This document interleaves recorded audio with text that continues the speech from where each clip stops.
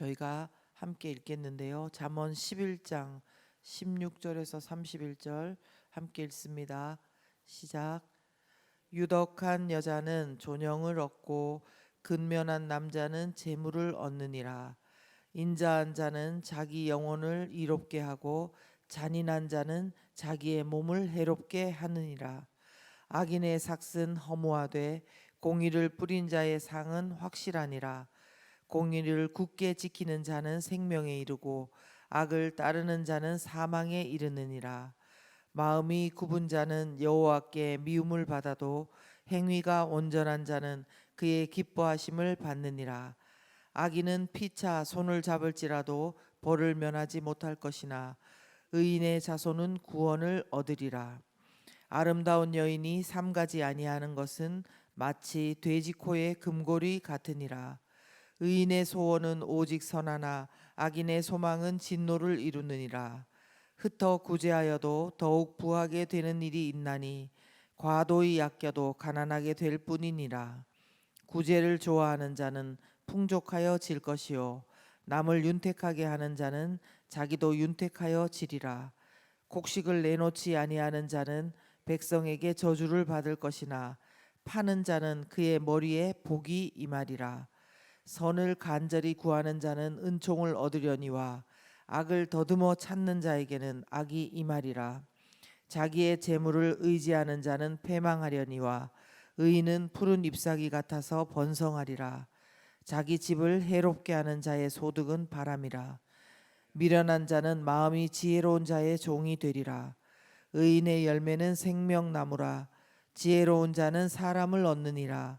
보라, 의인이라도 이 세상에서 보응을 받겠거든 하물며 악인과 죄인이리요. 아멘. 네, 하인나 큐티 말씀 나누겠습니다. 저희는 10장부터 계속 악인과 의인 그리고 지혜로운 자와 미련한 자 이런 식의 대조 구문들을 통해서 잠언을 묵상 중입니다. 우리가 오늘 말씀에도 그것을 확인할 수 있는데요. 다 살펴볼 수는 없다 하더라도 몇 가지만이라도 좀 보기를 원합니다. 특별히 저는 오늘 본문 말씀을 하나님께서 기뻐하시는 신앙의 모델이 되는 모습과 그렇지 않은 모습을 나누어서 묵상을 했습니다. 하나님께서 기뻐하시는 신앙의 모델이 되는 모습과 그렇지 않은 모습. 오늘 본문에 나타난 신앙의 모델이 되는 모습 어떤 것이 있습니까? 먼저 16절에 보시면 유덕한 여자 그랬습니다. 덕이 있는 여자라는 것입니다. 그리고 17절에 보시면 인자한 자 이런 모습이 바로 좋은 모델이 되는 모습입니다. 그리고 18절과 19절에 보시면 공의를 뿌리는 자, 공의를 굳게 지키는 자의 모습이 나오는데 이는 마치 씨 뿌리듯이 공의를 계속 심고 지키는 그런 자의 모습으로 이 역시도 좋은 모델입니다. 그리고 또 25절에도 보시면 구제를 좋아하고 또 남을 윤택하게 하는 자의 모습도 있습니다. 그리고 또 27절에 보시면 선을 간절히 구하는 자 그런 모습이 있습니다. 자, 그렇다면 반대로 우리가 배우지 말아야 할 모습은 어떤 모습입니까? 앞에서 말씀드린 것과 반대의 그런 모습이겠지요. 17절에 보시면 잔인한 모습, 그리고 공의를 떠나 있는 것, 그리고 22절 말씀에 보면 아름다운 여인이 삼가하지 않는 것은 마치 돼지코의 금고리와 같다 이랬는데 삼가하지 못하고 있다는 것은 분별이 없다는 것입니다. 그리고 또 26절에 보면은 남을 돕기는커녕 곡식을 내놓지 않는 자의 모습이 있습니다. 잠언은 특별히 이런 자들에게 백성에게 저주를 받을 것이다 이렇게 말씀하고 있는데요. 왜냐하면 내 건데 곡식을 내놓지 않는 게 무슨 그렇게 큰 문제인가 이렇게 하는데 내가 마음대로 가지고 있을 수 있는 곡식이지만 그 곡식이 혹시나 다른 사람에게 정말 위급하게 필요한 것인데 그것을 내가 나 혼자서 나의 이득을 위해서 재워놓고 있다면 그것은 악한 것이라는 것입니다. 그래서 그 곡식을 정당한 값에 내어놓고 파는 것이 복받는 그런 행동이 된다는 것입니다. 자, 그런데 우리가 왜 이런 신앙의 좋은 모습들과 그렇지 않은 모습들을 잠언을 통해서 배워야 할까요? 사실 우리는 이미 예수 그리스도로 말미암아 율법을 지켜야 되는, 율법을 지켜야만 하는 그런 저주 가운데서는 벗어난 자들인데 이 잠언을 왜 배우는가? 그것을 더 정확하게 말씀드리면 예수님을 믿는다는 것은 그냥 예수님 이름을 믿고 구원을 받고 의롭다 칭함만을 받는 그 자체만을 말하는 것이 아니라 그 안에서 계속 자라가야 되는 그것도 포함하고 있기 때문입니다. 의롭다 칭함받는 칭의만을 말하는 것이 아니라 우리가 두렵고 떨림으로 구원을 이루어가는 성화의 측면도 있기 때문에 그렇습니다. 우리가 어떤 모습으로 자라가야 하는가에 대한 좋은 방향성이 되는 말씀이 교훈이 바로 잠언인 것입니다. 다시 말해서 잠언의 말씀들은 우리가 보통 율법을 말할 때 생각하는 모세오경의 613가지의 조항은 아니지만 여러 가지 측면에서 신앙의 좋은 모델들과 그렇지 않은 모델들을 통해서 원래 하나님께서 기뻐하시는 모습이 어떤 것인지 우리에게 알려주고 있습니다. 또한 우리가 얼마나 하나님께서 주신 말씀대로 살지 못하는 연약한 자인지 그리고 얼마나 죄인인가를 드러내주는 측면들도 잠언의 말씀을 통해서 우리가 알 수 있기 때문에 배워야 한다는 것입니다. 오늘 말씀을 예를 들어서 설명하면 내가 그래도 참 성실하기는 하다. 그런데 내가 우리 가족을 대할 때 진짜 잔인한 모습이 있는데 내가 그걸 몰랐었네. 그렇구나. 내 거니까 내 맘대로 해도 된다고 생각했는데 그게 아니고 내가 내 욕심을 차리려고 다른 사람들의 간절한 필요를 외면하고 있었구나. 곡식을 내놓지 않는 모습이 나한테도 있었구나. 그래, 나는 참 아직도 내 재물을 의지하는 것이 큰가 보다. 이렇게 하면서 말씀을 보면서 내게 있어야 할 것과 나에게 제거되어야 될 것들이 분별이 되는 것입니다. 우리가 묵상으로 이런 것들을 분별하면서 그것을 기도 노트에 써놓고 계속 또 기도를 할 수가 있는 것이겠지요. 그러나 조심할 것은 혹시 우리가 말씀으로 삶을 비춰보고 하나님 앞에 바르게 살려는 이유가 내가 지금 기도하고 있는 간절한 기도 제목 그리고 실제적인 나의 고통, 나의 필요를 채우기 위해서는 아닌지 돌아볼 필요가 있습니다. 혹시나 내가 행동을 잘못해서 내가 이런 태도로 있으면은 하나님께서 응답을 안 주실까봐 하는 마음이라면 우리는 이런 율법적인 강박에서는 벗어나야 되는 것입니다.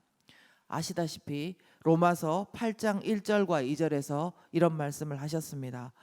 그러므로 이제 그리스도 예수 안에 있는 자에게는 결코 정죄함이 없나니 이는 그리스도 예수 안에 있는 생명의 성령의 법이 죄와 사망의 법에서 너를 해방하였음이라. 아멘. 그리스도 예수 안에 있는 생명의 성령의 법이 죄와 사망의 법에서 나를 해방하신 것입니다. 그러기에 우리는 신앙의 귀한 모델이 되는 모습과 그렇지 않은 모습들을 분명히 염두에 두고 살아야 합니다. 그렇지만 우리의 생명이 마치 이 항목들을 지키는 데만 달린 것처럼 흥분하거나 자랑하거나 또 방심하거나 낙심하는 것, 이런 것은 우리를 사랑하셔서 예수 그리스도를 통해서 구원해 주신 하나님께서 원하시는 모습이 아님을 기억해야 됩니다. 자, 그럼에도 불구하고 저는 오늘 말씀을 통해서 공의의 하나님을 묵상하면서 강조하고 싶습니다. 분명히 하나님은 사랑이시라서 이제 우리는 죄와 사망의 법이 우리를 주관하지 않고 생명과 성령의 법이 우리를 주관하기 때문에 이 교훈들을 다 지켜야만 하나님께 사랑받고 구원받고 기도 응답받고 그런 것은 아니지만 그럼에도 분명히 알아야 되는 것, 우리가 하는 행동의 영향력을 우리는 이 땅에서 경험을 하고 있다는 것입니다. 우리가 하는 행동의 영향력, 그 행동이 만약에 선한 행동이라면, 지혜로운 행동이라면 그에 따른 영향력을 우리가 먹고 삽니다. 그리고 그 행동이 반대로 악한 행동이고 미련한 행동이라면 그에 따른 또 다른 영향력을 먹고 사는 것입니다. 31절 말씀을 보면, 보라, 의인이라도 이 세상에서 보응을 받겠거든 하물며 악인과 죄인이리요, 그랬습니다. 즉 의인이라고 해도 이 세상에서 한 대로 보상 혹은 그 보응을 받는데, 악인과 죄인이 그 값을 치르지 않겠냐, 그 말씀인 것입니다. 그래서 오늘 곳곳의 말씀들을 통해서 여러분들도 확인을 하시지만, 한 행동과 태도에 따라서 보상이 되기도 하고 상을 받기도 하고 또 거기에 따른 그런 보응의 말씀들이 나오고 있는 것입니다. 이것이 바로 지난 큐티 때도 제가 말씀드리지만, 심은 대로 거둔다는 말의 복이기도 하고 또한 화이기도 한 것입니다. 아니, 복은 복인데 왜 화는 왜 화일까요? 말씀대로 잘 사는 사람에게는 보상을, 말씀대로 못 사는 사람에게는 보응이 있다는 말씀은 적어도 내가 말씀대로 잘 살고 있을 때만 복이 되는 말씀인 것입니다. 반대로 내가 말씀대로 살지 못하는 날들이 길어지고 있을 때에는 이만한 화의 말씀이 없는 것입니다. 하나님은 사랑의 하나님이신 동시에 공의의 하나님이십니다. 오늘 잠언 말씀에도 여지없이 이 하나님의 성품들이 드러나고 있습니다. 예를 들어서 다 그렇지만 20절 말씀처럼, 마음이 굽은 자는 여호와께 미움을 받아도 행위가 온전한 자는 그의 기뻐하심을 받느니라 말씀했습니다.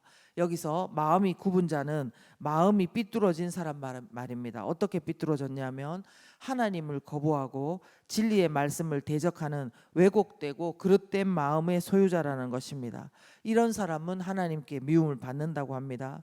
그러나 행위가 온전한 자, 하나님의 뜻을 따라 살려고 애쓰는 자는 그의 기뻐하심을 받는다는 것입니다. 어제 누구와 대화를 하는데 그분이 그렇게 말씀했습니다. 예수님을 믿는 사람 중에서 누가 이렇게 하나님께 미움받는 그런 마음으로 살겠냐, 우리 다 모두 정말 하나님 앞에 성실하게 그리고 하나님의 말씀대로 살려고 노력하지 않나, 그랬습니다. 그렇습니다, 여러분. 그렇다면 오늘의 결론적인 마지막 질문은 이것입니다. 과연 그러면 지금 우리가 하나님의 뜻을 따라서 수고하고 노력하는 것이 과연 어떤 열매로 드러날 것인가, 이 말씀입니다. 잠언 30절의 말씀으로 그 대답을 드리면, 의인의 열매는 생명나무라는 것입니다. 제가 이것을 신약 갈라디아 6장 7절에서 9절 말씀으로 정리하겠습니다. 들어보십시오. 스스로 속이지 말라. 하나님은 업신여김을 받지 아니하시나니 사람이 무엇으로 심든지 그대로 거두리라. 자기의 육체를 위하여 심는 자는 육체로부터 썩어질 것을 거두고 성령을 위하여 심는 자는 성령으로부터 영생을 거두리라. 우리가 선을 행하되 낙심하지 말지니 포기하지 아니하면 때가 이름에 거두리라. 아멘.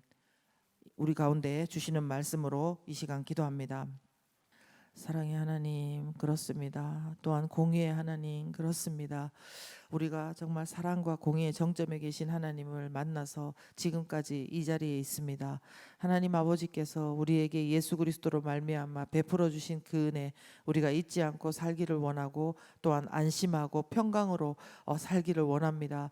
그렇지만 하나님께서 잠언의 말씀을 통해서 어떤 것이 귀한 것인지, 어떤 모습이 하나님께서 기뻐하시는 귀한 신앙의 모델인지 우리에게 가르쳐 주고 계십니다. 우리가 이것들을 그냥 지나치지 말고 우리 가슴에 품고 하나님께서 원하시는 그런 우리의 모습이 될 수 있도록 우리가 수고하고 공의를 뿌리고 공의를 지키는 자들 될 수 있도록 하나님 도와주옵소서. 그래서 그 선한 영향력이 우리 삶 가운데 우리 자녀들 가운데 맺어지기를 또한 바랍니다. 하나님, 우리가 혼자 힘으로 우리의 힘으로 할 수 없습니다. 내 힘만을 의지하고 할 수 없습니다. 내 선함만을 의지하고 할 수 없습니다. 결국은 우리의 본전이 드러날 것입니다.